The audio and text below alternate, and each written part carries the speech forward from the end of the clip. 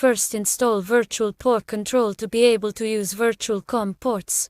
This computer already has it installed, but it is easy to go through the menus. Then open ZL-Ver-Com.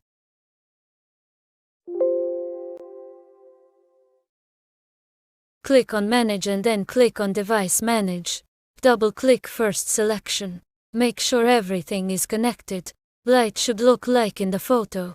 You wouldn't see TCP link until the end. Click Auto Search if it doesn't appear. Click Local IP. Make sure your IP address has first 3 sets of numbers the same as your dest. IP/domain. Last 3 digits of IP address can be whatever numbers you want. Remember these numbers for later. Everything else is left at default like what is on screen. Exit out of menu and click Manage, then Serial Manage. Yours will be empty if it is your first time. Click Add, then choose any empty COM port you want.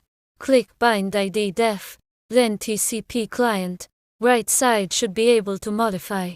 Change dest, IP or domain to IP address from previous section. If you forget your IP address menu and go back to Device Management and write down your IP address you chose. After this, click TCP Client and change back to Bind ID DEF. Then press OK and close. Go back to Device Manage and double-click your device. Change Virtual Serial to your COM port created. Click Modify Settings to save and exit. Close Next menu. Click Manage and Start Service. You should see Established under TCP in Device Manage. Now open your terminal software to test COM port. I use ESCO M32, but PuTTY or others works as well. You should see live weight of scale.